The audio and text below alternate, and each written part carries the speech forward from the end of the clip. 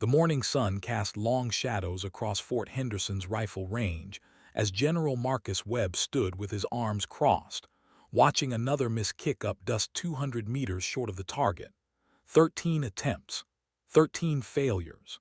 The specialized long-range rifle competition had drawn the best shooters from 3 military districts, but none could make the shot that mattered.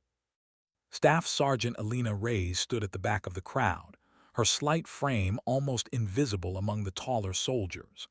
At 48 years old, with silver streaking through her dark hair, she had learned long ago to make herself small. Invisibility was a survival skill she had mastered over 26 years of military service.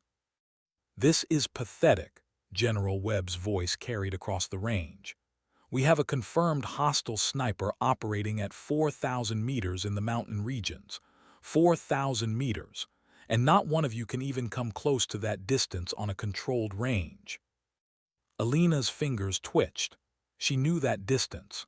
She had made shots at that range before, years ago, when she was still part of the elite sniper program, before the incident, before the discharge, before they buried her service record so deep it might as well have never existed. "Sir, the wind conditions are unusual today," said Captain Derek Morrison, stepping forward.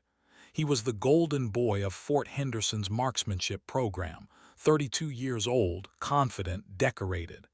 "Give me one more attempt. I can make the adjustment."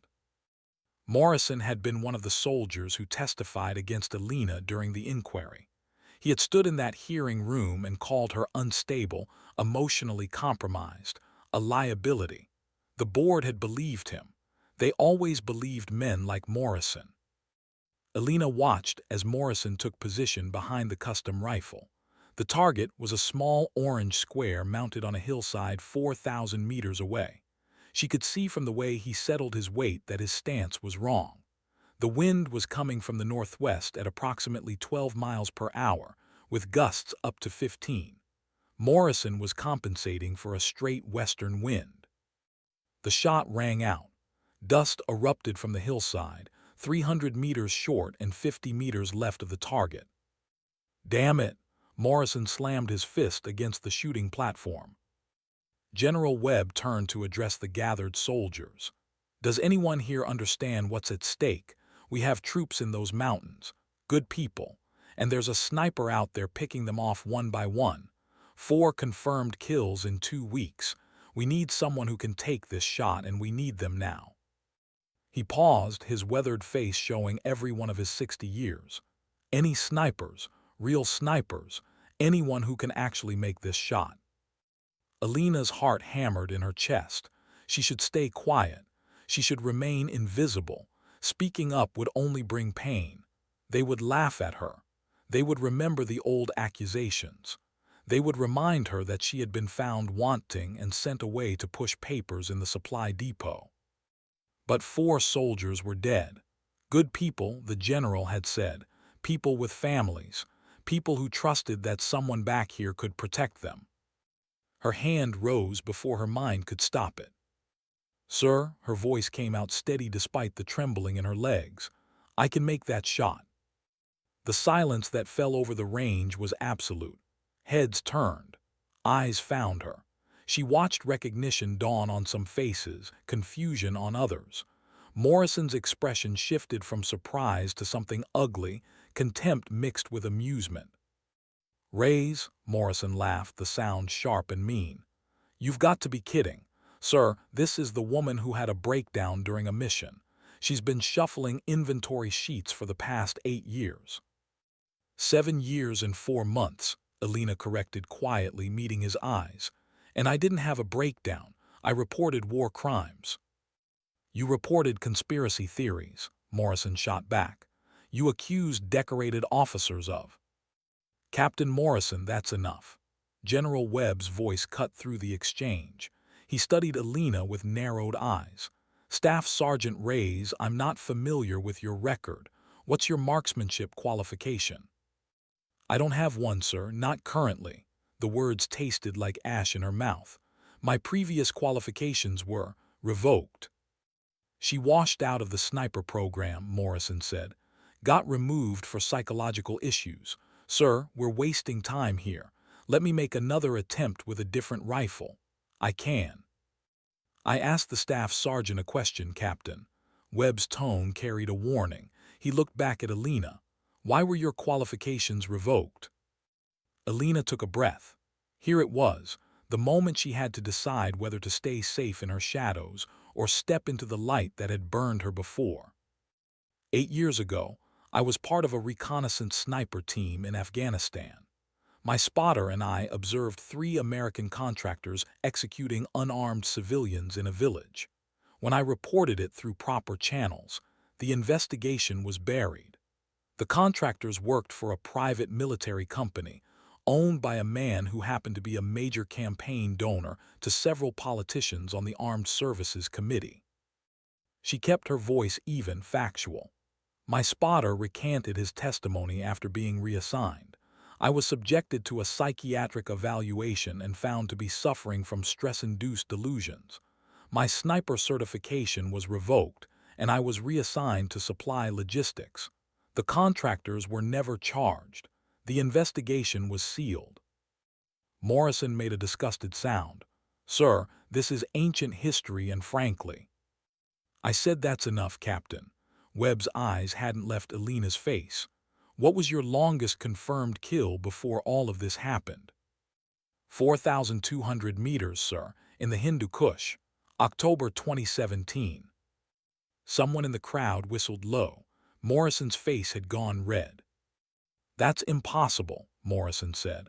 The record for confirmed kill distance is barely over 3,600 meters. She's lying, sir. This is exactly the kind of fantasy behavior that got her removed from. It was never confirmed, Alina interrupted, because confirming it would have meant acknowledging that my team and I were operating in a region we weren't supposed to be in. The after-action report listed the target as killed by an airstrike. General Webb walked closer to her, his boots crunching on the gravel. Why should I believe you, Staff Sergeant? Why should I put a rifle in your hands when you were deemed unfit for duty? Alina met his gaze without flinching. Because I'm not lying, sir. Not about the shot and not about what I saw in that village. I've spent 7 years and 4 months paying the price for telling the truth. I've watched men like Morrison get promoted while I process ammunition requisitions. I've made myself small and quiet and invisible because that's what they wanted. But those soldiers in the mountains, they don't care about politics or who believes what. They just need someone who can make the shot. She squared her shoulders. I can make the shot, sir. If you give me the chance, I'll prove it. The general studied her for a long moment. Around them, the other soldiers waited in uneasy silence. Alina could feel their judgment, their skepticism, their certainty that she would fail. She had felt that weight for so many years that it had become part of her, like scar tissue over an old wound. One shot, Webb finally said. You get one attempt. If you miss, you go back to your supply depot and we never speak of this again.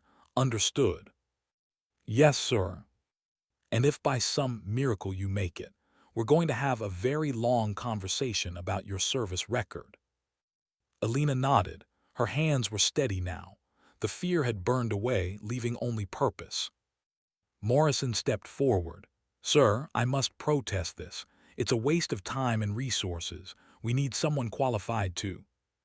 Captain Morrison, if you interrupt me one more time, I will have you removed from this range and written up for insubordination. Am I clear? Morrison's jaw clenched, but he stepped back. Crystal clear, sir. General Webb gestured toward the rifle. The range is yours, Staff Sergeant. Alina walked to the shooting platform, aware of every eye on her. She could hear the whispers starting, the old soldiers who remembered her, the younger ones asking who she was, Morrison's supporters already preparing to mock her failure. Let them watch, she thought, let them see. She knelt behind the rifle, a custom-built weapon chambered in .338 Lapua Magnum. It was a beautiful piece of equipment, probably the best on the entire base. She checked the scope, tested the bolt action, felt the weight and balance of the weapon. Then she closed her eyes, and let the world fall away. The wind spoke to her in whispers and gusts. The sun warmed her right cheek, telling her about thermals and air currents. The distance to the target stretched out in her mind like a map, every meter a point of calculation. 4,000 meters, 2.5 miles. At this distance, she would need to account for wind drift, bullet drop, the Coriolis effect from the Earth's rotation, even the slight curvature of the planet itself. The bullet would be in flight for approximately 6 seconds. 6 seconds for everything to go wrong. But she had done it before. In the mountains, in the wind, with lives depending on her accuracy. She opened her eyes and began her calculations. Alina's fingers moved across the rifle's adjustment knobs with the muscle memory of a pianist returning to a beloved instrument after years away. Around her, the whispers continued, but they faded into background noise as she sank into the familiar rhythm of preparation. 26 minutes of arc for elevation. She clicked the turret, counting each adjustment. The scope was excellent quality, precise and clear. Through the glass, the orange target square wavered in the distance, barely visible even at maximum magnification. "She's taking forever," someone muttered behind her. "This is a joke." Alina ignored them. Rushing a shot at this distance was suicide. Every variable had to be perfect, every calculation exact. She studied the mirage rising from the ground between her position and the target, reading the heat signatures like text on a page. The air was warming as the morning progressed, creating vertical currents that would affect the bullet's path. Her mind pulled up memories she had tried to bury. The mountains of Afghanistan, the thin air and brutal cold. Her spotter, Danny Cortez, beside her with the rangefinder and wind meter. They had been a perfect team, 2 parts of a single weapon, until the day they witnessed the massacre. She pushed the memory aside. Focus. Wind speed, 11.7 miles per hour at ground level but stronger at altitude. The bullet would climb through different wind layers, each pushing it slightly off course. She made another adjustment, her breathing slow and controlled. "Sir, this is ridiculous," Morrison's voice cut through her concentration. "We don't have time for her to meditate. We need results." "Captain, I'm going to ask you to step back from the platform." General Webb's voice was quiet but firm. "You're disrupting the shooter's focus." "She doesn't have any focus to disrupt, sir. She's stalling because she knows she can't." "Captain Morrison, one more word and you're dismissed from this range. Is that clear?" Silence. Alina could imagine Morrison's face, red with anger and humiliation. Good. Let him feel a fraction of what she had felt sitting in that hearing room while they called her a liar and worse. She settled into the rifle, cheek against the stock, eye aligned with the scope. The weapon felt right against her shoulder, an extension of her body. Her right hand curled around the grip, finger resting alongside the trigger guard. Not on the trigger yet. Not until she was absolutely ready. The breathing exercises came back automatically. 4 counts in, hold for 4, 4 counts out. Her heart rate slowed. The slight tremor in her hands disappeared. She became still, a statue carved from purpose and determination. Through the scope, she watched the target. A gust of wind kicked up dust to the left of it, stronger than she had calculated. She made a fractional adjustment to her windage, clicking the turret one more time. "She's making another change," someone said. "She has no idea what she's doing." Actually, a new voice spoke up, older and gravelly. "She's reading the wind. Look at the dust patterns. There's a crosswind developing that wasn't there 2 minutes ago." Alina recognized the voice, Sergeant Major Bill Patterson, one of the senior instructors. He had been part of the original sniper program back when she first qualified. He had also been one of the few who hadn't completely turned his back on her after the accusations. "Sergeant Major Patterson, you actually think she can make this shot?" Morrison asked, his tone dripping with skepticism. "I think she's the only one here who's even preparing correctly," Patterson replied. The rest of you treated this like a regular range qualification. She's treating it like a combat shot because that's what it is. 13 of you failed because you didn't respect the distance. Elena allowed herself a small moment of gratitude for Patterson's words, then pushed all emotion aside. Nothing existed now except her, the rifle, and the target. She ran through the calculations one final time. Bullet drop at 4,000 meters with the .338 Lapua would be approximately 47 meters. Wind drift, accounting for the varying currents, would push the shot roughly 3 meters to the right. The Coriolis effect would add another meter of drift. Temperature, air pressure, humidity, all factored into the equation that existed half in her mind and half in some deeper instinct that couldn't be taught. Her finger moved to the trigger. The familiar curve of metal against her skin felt like coming home. One breath, two. On the third exhale, at the natural pause between breaths when the body is most still, she applied pressure. The rifle thundered.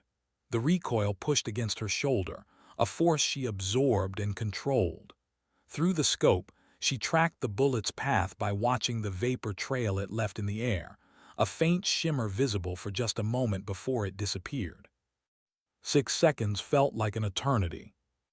The orange target square erupted in a shower of orange fragments as the bullet struck dead center. For a moment, nobody spoke. The silence on the range was total, broken only by the wind and the distant call of a crow. "Holy Mother of God," Patterson breathed. General Webb had binoculars to his eyes.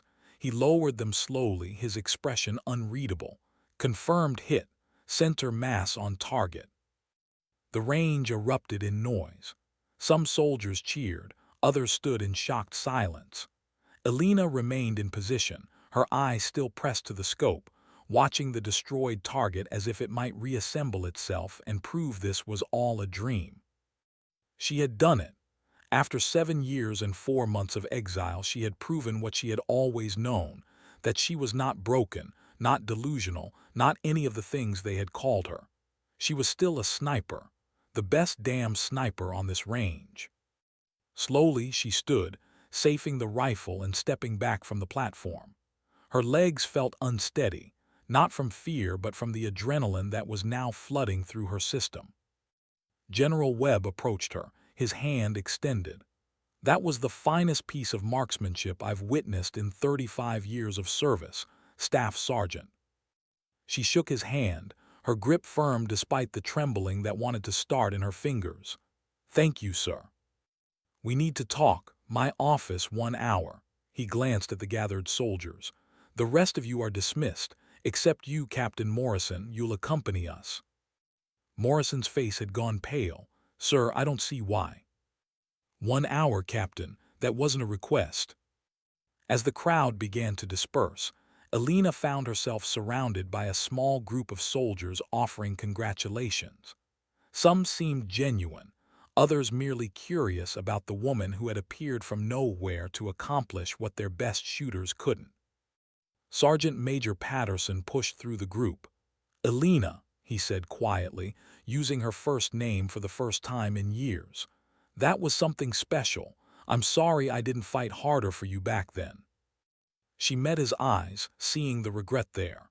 "You were one of the few who didn't actively tear me down, Bill. That was more than most did. Still, I knew you were telling the truth about what you saw. I was just too much of a coward to put my career on the line to back you up." "Water under the bridge," she said, though they both knew it wasn't quite that simple. Some wounds left scars that never fully faded. Patterson nodded and stepped back.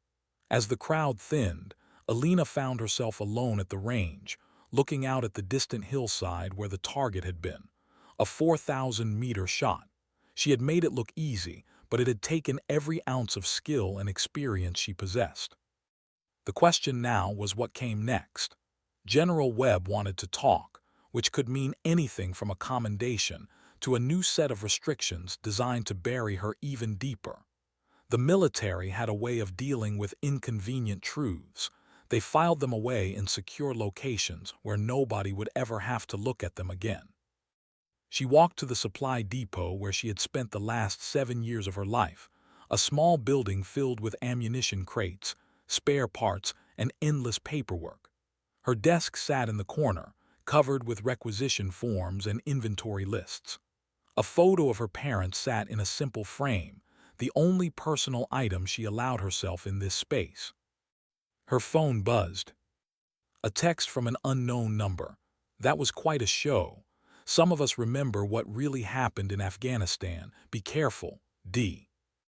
Danny, her old spotter, the man who had recanted his testimony and disappeared into a cushy position with a private contractor, the man who had saved his career by sacrificing hers. She deleted the text without responding. Whatever Danny Cortez had to say now, after all these years, she didn't want to hear it. 53 minutes later, she stood outside General Webb's office, her uniform crisp and perfect. Morrison arrived 2 minutes after her, his jaw set in a hard line. He didn't acknowledge her presence. The general's aide ushered them both inside. Webb sat behind his desk, a thick folder open in front of him. Alina recognized it immediately, her service record, the one that had been sealed and sanitized after the inquiry. "Sit," Webb said. They sat. The general leaned back in his chair, studying them both. "Staff Sergeant Reyes, I've spent the last hour reading your file. The official version, and thanks to some calls I made to friends at the Pentagon, the unofficial version. The one that includes the classified after-action reports from Afghanistan." Alina's heart rate kicked up, but she kept her expression neutral. "The version that includes a detailed account of a 4,000-meter kill shot in the Hindu Kush that was officially attributed to an airstrike. The version that includes witness statements from multiple soldiers confirming that you observed American contractors executing civilians, including women and children, in a village called Karya Kaz." Morrison shifted in his seat. "The version," Webb continued, his voice hardening, "that includes testimony from Captain Morrison here, stating that you were mentally unstable, that you had been experiencing hallucinations, and that your accusations against the contractors were the result of combat stress and possible psychological breakdown." The general closed the folder. "Here's what I find interesting, Captain. Your testimony was almost word-for-word identical to statements given by 3 other soldiers who testified against Staff Sergeant Reyes, almost as if someone had written a script and distributed it to all of you." Morrison's face flushed. "Sir, I resent the implication." "I haven't made an implication yet, Captain. I'm simply stating facts." Webb turned to Alina. "Staff Sergeant, I have one question for you. If I put you back in the field, can you do the job without letting the past interfere with your judgment?" "Yes, sir. Even if it means working with people who testified against you. Even if it means taking orders from officers who were part of burying your report." Alina considered the question carefully. "Sir, I won't lie and say I've forgotten what happened or that I've forgiven everyone involved. But I'm a soldier. I follow orders and complete the mission. My personal feelings don't change that." Webb nodded slowly. "Good answer. Captain Morrison, you're dismissed. Report to Colonel Hanson for reassignment. You're being removed from the marksmanship program." "Sir, you can't." "I can and I am. Dismissed, Captain." Morrison stood, his face a mask of barely controlled fury. He glared at Alina as he left, and she could read the promise in his eyes. This wasn't over. When the door closed, General Webb pulled out another folder, this one much thinner. "The hostile sniper I mentioned this morning is real. He's operating in the Panjshir Valley region, approximately 40 miles from where you made that 4,000-meter shot in 2017. He's killed 4 American soldiers and at least 6 Afghan allies.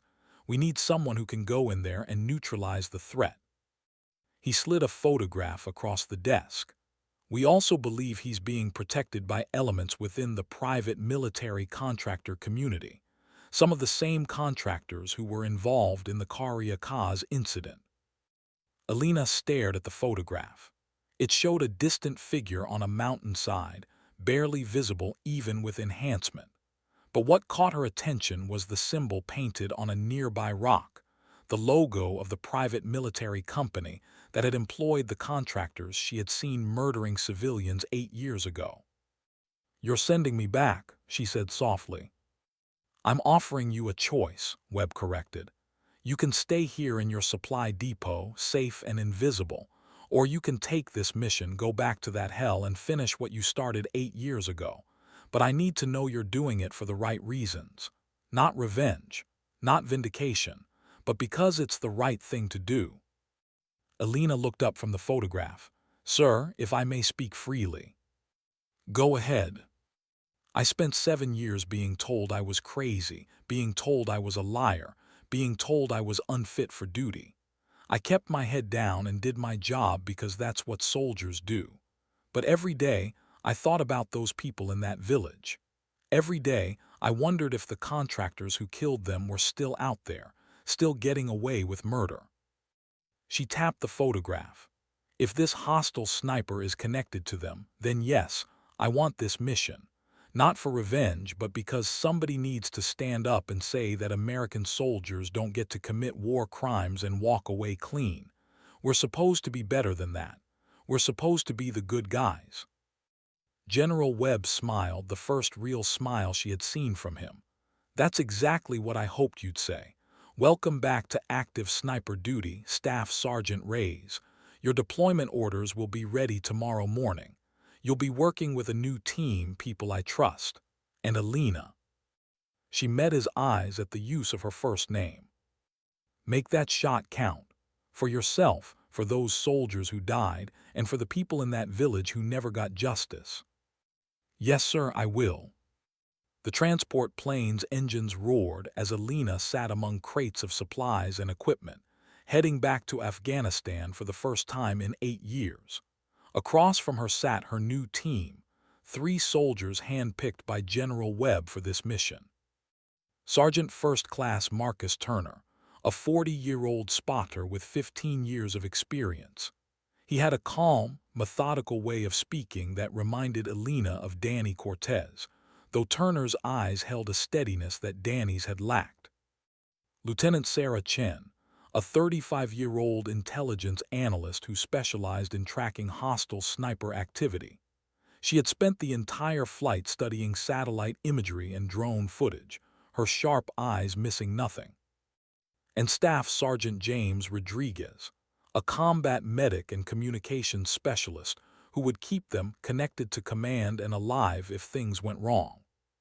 "So," Turner said over the engine noise, "the famous 4,000-meter shot. I've been hearing stories about that for years, but nobody could ever tell me who made it." "That's because the official record says it never happened," Alina replied, "and the unofficial record was sealed."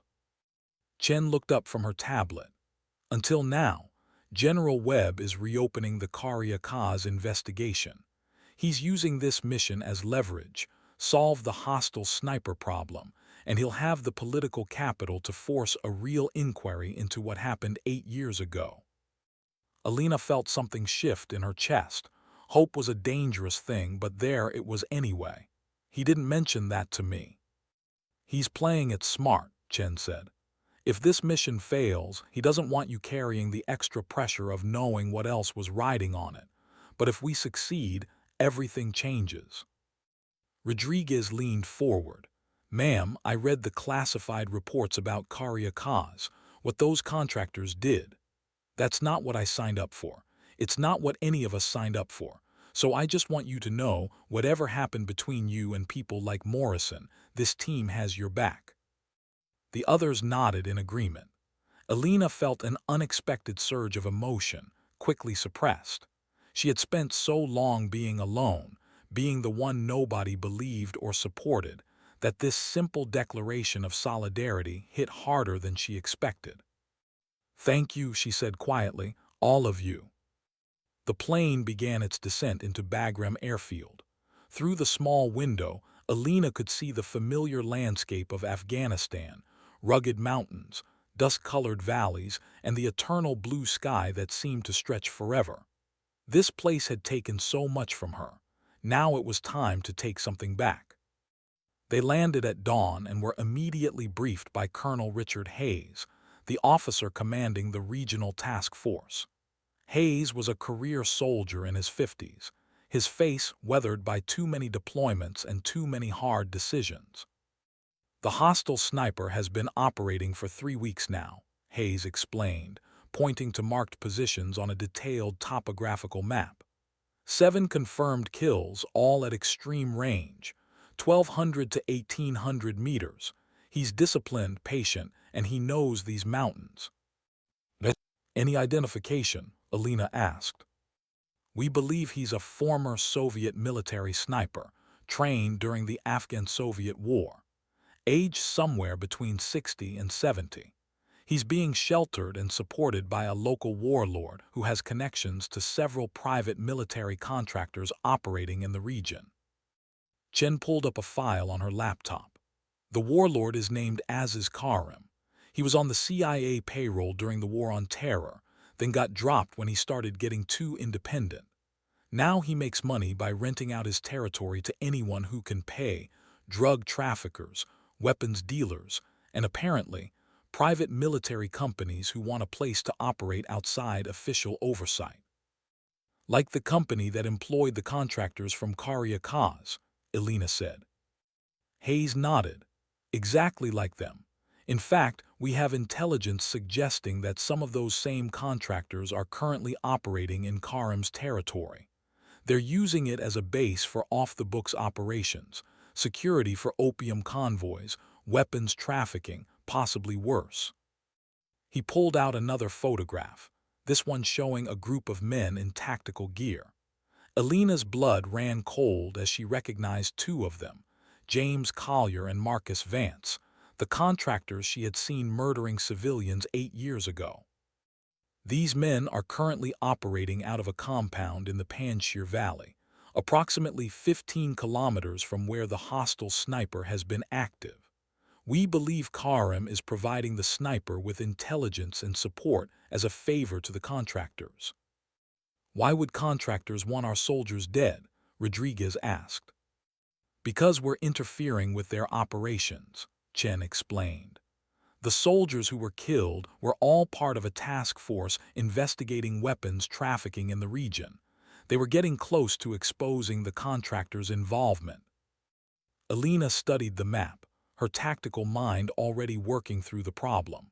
So the sniper is a hired gun, eliminating threats to the contractor's business. And as long as he's out there, you can't send in regular troops without risking more casualties. Exactly, Hayes said. Which is where you come in.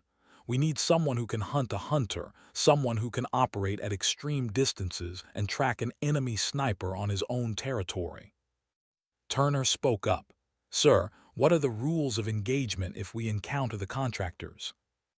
Hayes's expression hardened. Officially, they're American civilians and are not to be engaged unless they pose an immediate threat. Unofficially, General Webb has made it clear that if you observe them committing crimes, you are authorized to take whatever action is necessary to prevent those crimes and to protect yourselves. He looked directly at Alina. Staff Sergeant Reyes, I know your history. I know what you saw and what it cost you to report it. I'm telling you now that if you see those men committing atrocities again, you have my full support to stop them. Is that clear? Crystal clear, sir. They spent the next 2 days preparing. Alina tested and zeroed her rifle, a custom-built weapon that had been waiting for her in the armory, a gift from General Webb, she suspected. The rifle was a work of art, chambered in .375 Che tac, capable of accurate shots beyond 5,000 meters in the right conditions. Turner proved to be an excellent spotter, his observations precise and his communication clear. They worked together smoothly, developing the rhythm that only comes from 2 professionals who understand their craft. Chen assembled a detailed intelligence picture of the area, tracking the sniper's likely positions, routes, and patterns. She identified 7 potential hide sites where he might operate from, each offering commanding views of the valleys where American patrols moved. On the third morning, they helicoptered into the mountains, landing in a remote location 10 kilometers from their target area. From here, they would move on foot, staying off the main routes and avoiding detection. The terrain was brutal, steep ridges, loose scree, and thin air that made every step an effort. Alina remembered this landscape, remembered the way it tested you, body and soul.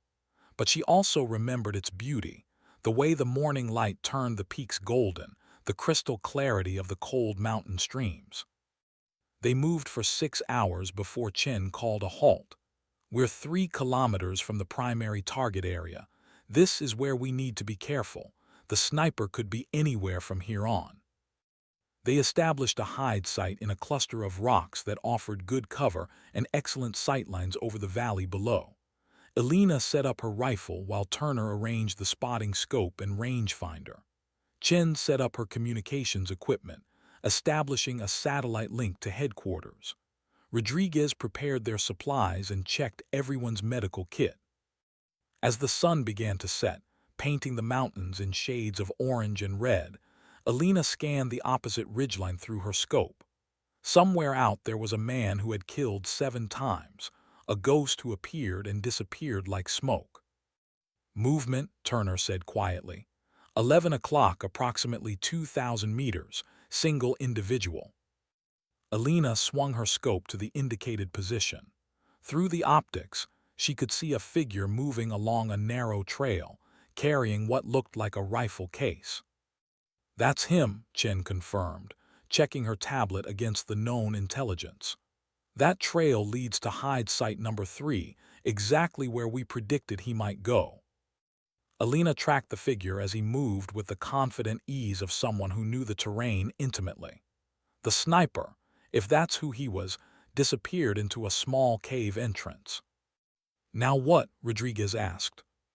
"Now we wait," Alina said. "He'll come out eventually, and when he does, we'll be ready."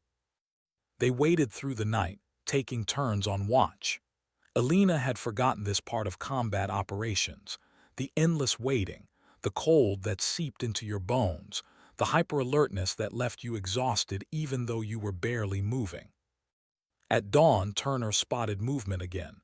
"He's coming out, moving to a position on the ridge." Through her scope, Alina watched the sniper settle into a shooting position on a rocky outcrop. He was too far away to identify clearly, but she could see he was old, his movements deliberate and careful.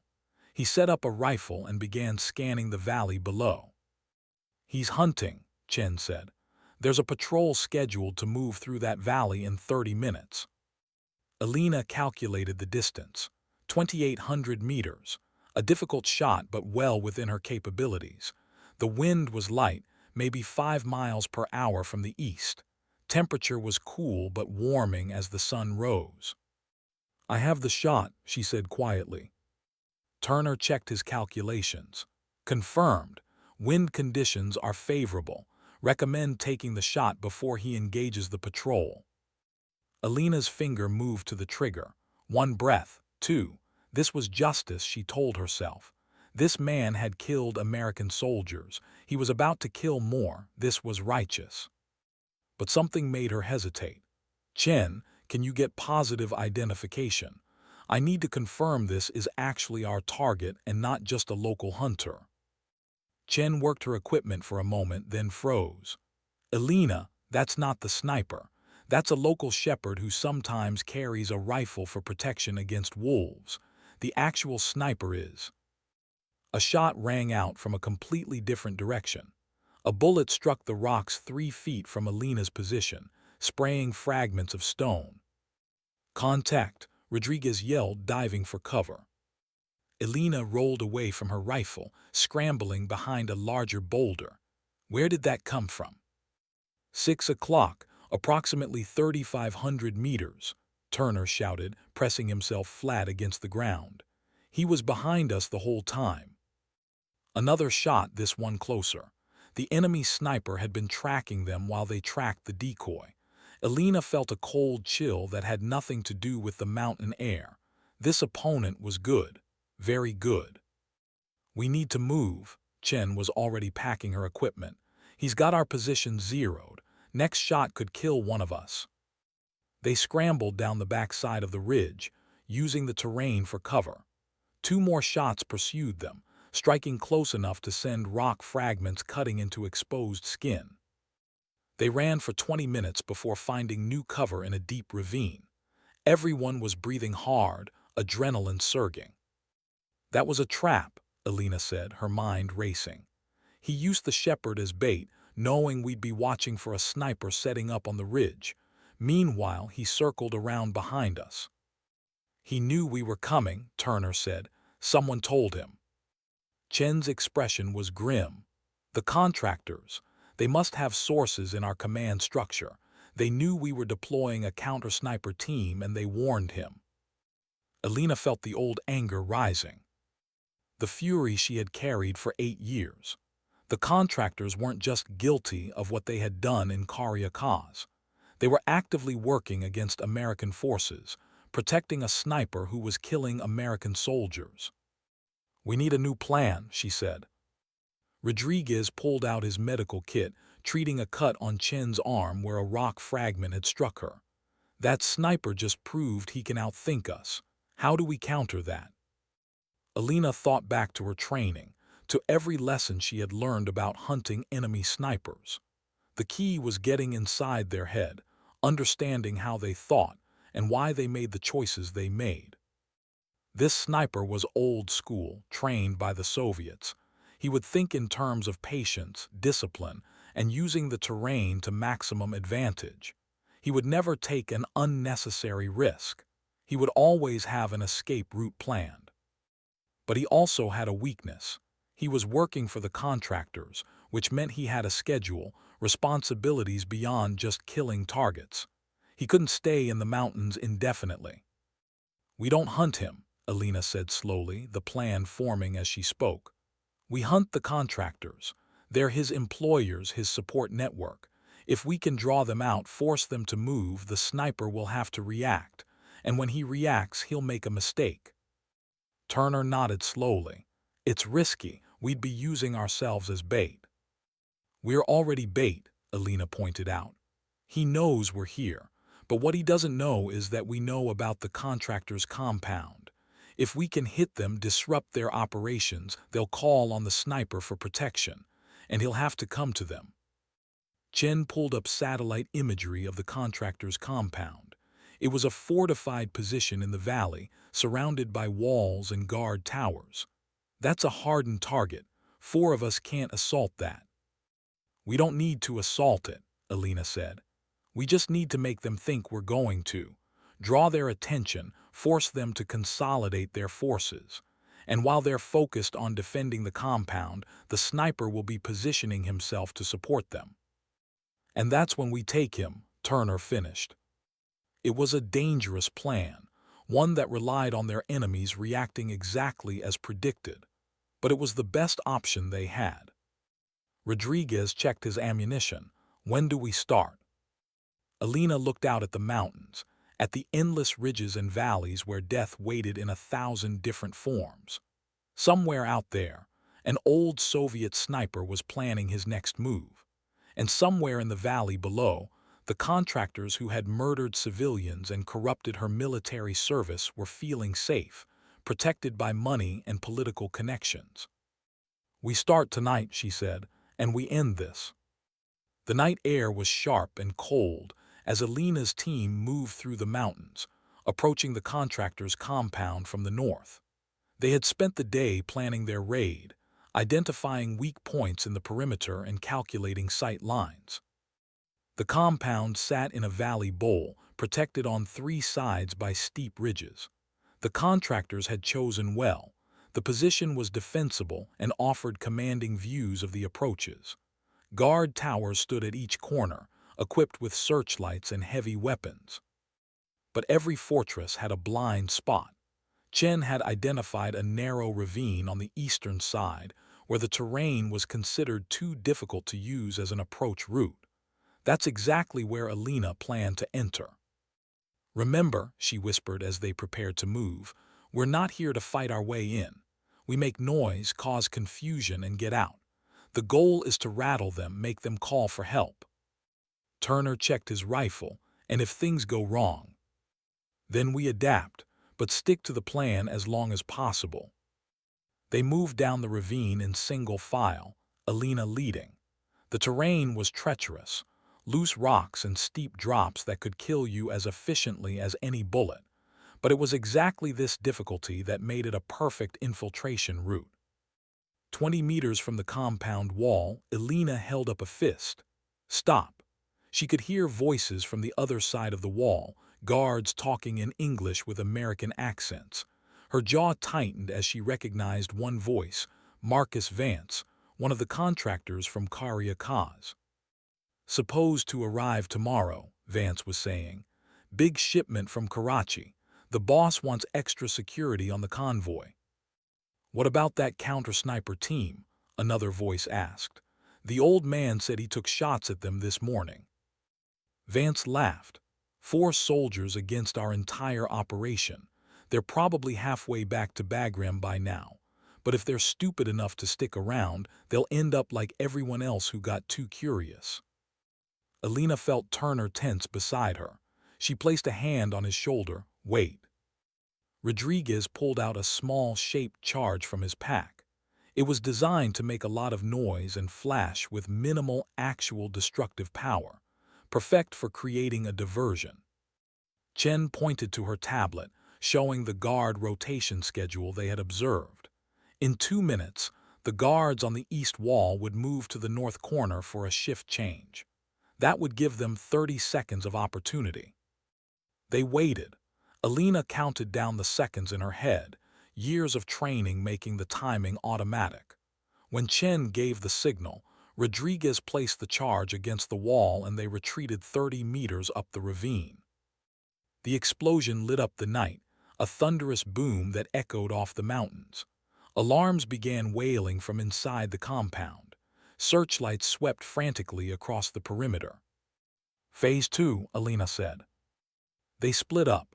Turner moved to a position overlooking the north gate and began firing precisely aimed shots at the guard towers, not at the guards themselves, but at the searchlights and equipment.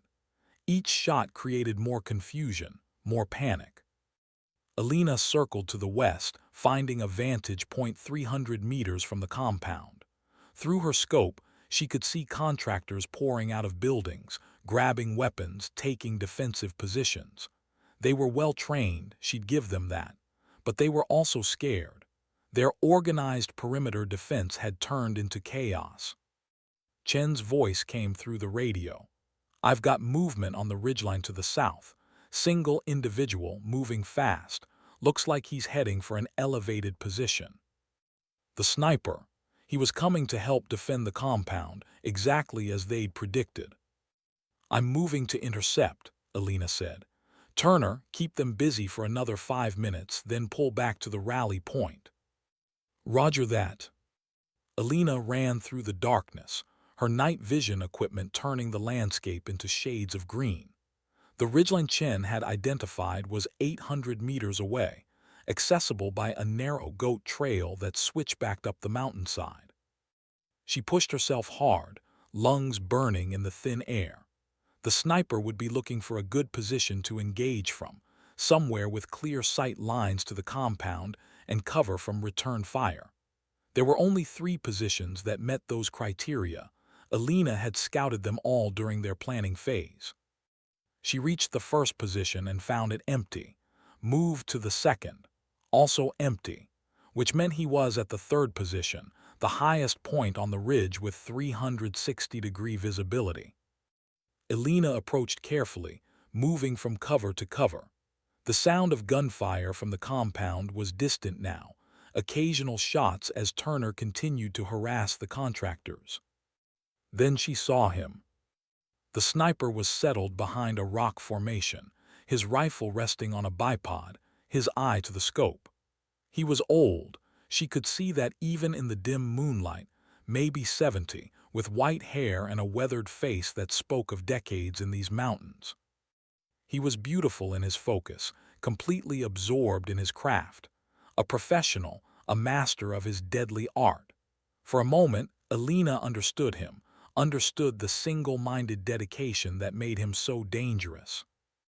Then she remembered the 7 soldiers he had killed, the patrol he had been preparing to ambush when they found him, the fact that he was working for murderers and war criminals. She raised her rifle. The old sniper must have sensed something because he suddenly rolled away from his position, incredibly fast for his age. Alina's shot struck rock where his head had been a second earlier. He came up with a pistol, firing 3 rounds in her direction. Alina dove behind cover, the bullet snapping past close enough to feel the air displacement. "You are good," the old man called out in heavily accented English. "But I have been doing this since before you were born, little sparrow." Alina didn't respond. Conversation during combat was a mistake. She moved left, trying to flank his position. "I know who you are," he continued. "The woman who made the 4,000-meter shot in the Hindu Kush, the woman they tried to destroy. We are not so different, you and I, both of us soldiers, both of us betrayed by our governments." She could hear him moving too, circling to counter her flanking attempt. This was dangerous. He knew these mountains, knew every rock and shadow. "The men you work for are killers," Alina called out, trying to fix his position by his response. "They murder civilians. They're no better than the Soviets you fought against." Silence. Then, "I fought the Soviets because they invaded my country. I fight you for the same reason.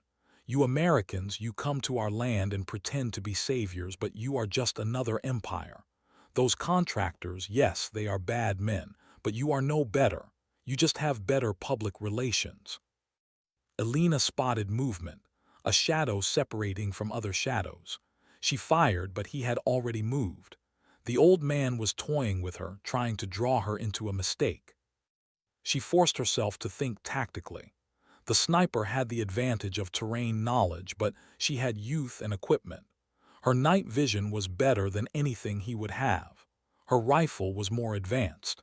If she could turn this into a direct engagement instead of hide-and-seek, her advantages would matter. "Your employers killed families," she said, moving again as she spoke. "Children. I watched them do it. I reported it and I was punished for telling the truth. Is that the kind of people you want to die protecting?" "Everyone dies protecting something," he replied. "I die protecting my mountains. You will die protecting your lies about being the righteous ones." Alina saw him then, a clear silhouette against the stars for just a moment. She fired, but even as she did, she knew she had been hasty. The shot missed by inches. His return fire was immediate and frighteningly accurate. The bullet struck her rifle, tearing it from her hands and sending it spinning away into the darkness. The force of the impact numbed her arms. She rolled, drawing her sidearm. The old sniper was moving toward her, his pistol raised. They were 15 meters apart, too close for either of them to miss. They fired simultaneously. His bullet grazed her left shoulder, burning across the muscle. Her bullet struck him center mass, staggering him backward. But he didn't fall, body armor. She fired again, aiming for his head this time. He twisted, taking the shot in his shoulder instead. His pistol flew from his hand. They both scrambled for weapons. Alina's hands found her rifle, damaged but possibly still functional. The sniper grabbed a knife from his belt. He came at her with the knife, moving with the fluid grace of someone who had been fighting hand-to-hand since childhood. Alina blocked his first strike with the rifle barrel, but he was strong despite his age. He drove her backward, toward the cliff edge. She could hear her team calling on the radio, asking for her status, but there was no time to respond. The old man's knife came at her face. She deflected it, but the maneuver cost her balance. They went down together, rolling dangerously close to the precipice. The knife came at her again. She caught his wrist, holding the blade inches from her throat. He pressed down with wiry strength. "You fight well," he gasped, "but not well enough." Alina brought her knee up hard into his ribs. He grunted but didn't release the pressure.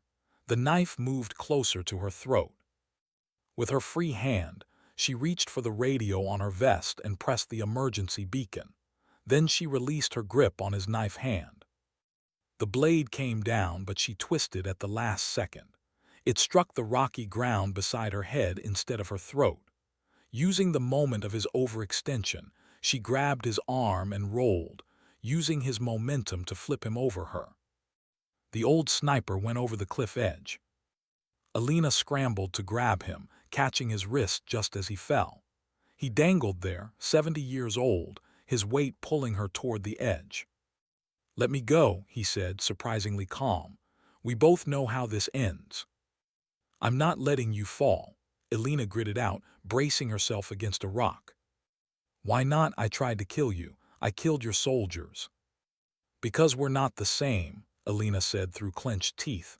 "I don't have to become like you or like them to beat you. I can be better." For a moment something changed in his eyes. Respect, maybe, or just sadness. "You cannot save me and still win," he said. "They are coming. The contractors. They heard the shooting. If you try to pull me up, they will kill us both." Alina could hear voices in the distance, moving closer. Flashlights bobbed in the darkness. "Then I'll pull you up anyway," she said, "and we'll deal with them together." She hauled on his arm, her wounded shoulder screaming in protest. The old sniper reached up with his other hand, helping her pull him to safety. They collapsed together on the ridge, both breathing hard. "You are a fool," he said, "an honorable fool." "Probably," Alina agreed. She grabbed her damaged rifle and checked it.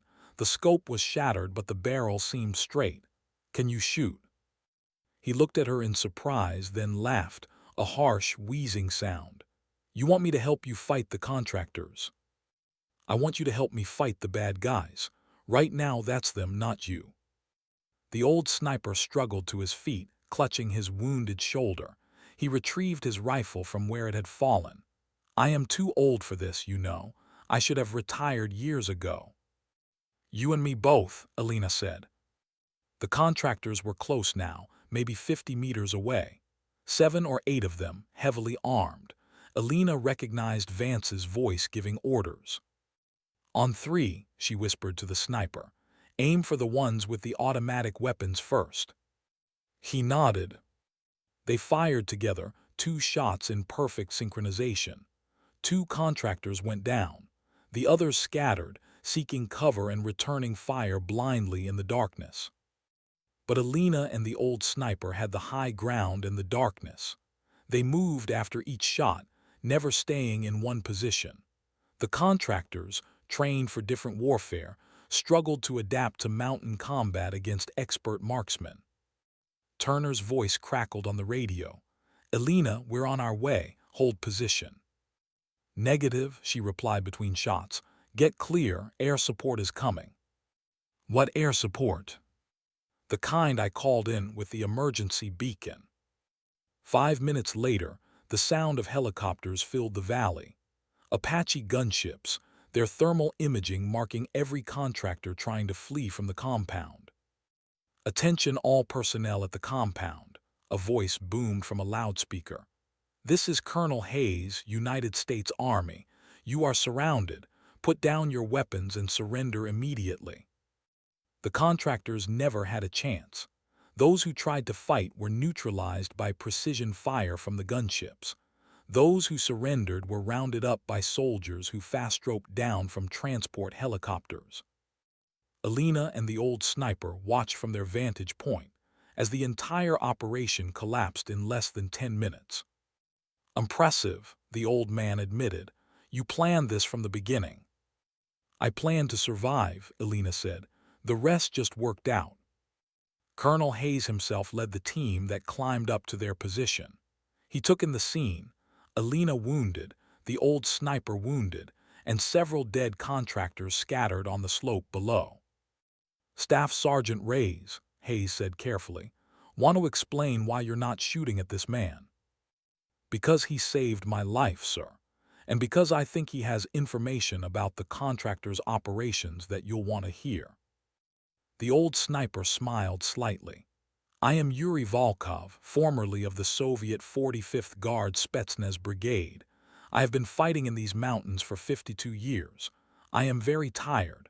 I will tell you everything you want to know about the contractors, the drug routes, the weapons smuggling, all of it. In exchange, I wish only to retire in peace." Hayes looked at Alina. She nodded. "He's telling the truth, sir, and his information could break apart a network that's been operating for years." "All right," Hayes said. "Yuri Volkov, you're under arrest, but we'll talk about that retirement." 3 weeks later, Alina stood in General Webb's office at the Pentagon, her shoulder still bandaged but healing well. Webb sat behind his desk, reading from a thick report. "The contractor's operation was bigger than we thought," he said. "Thanks to Volkov's testimony and the evidence your team recovered, we've identified ties to human trafficking, weapons smuggling to terrorist organizations, and at least 12 documented instances of civilian killings. The company that employed them is being dissolved. Several high-ranking members of their leadership are under indictment." He closed the report.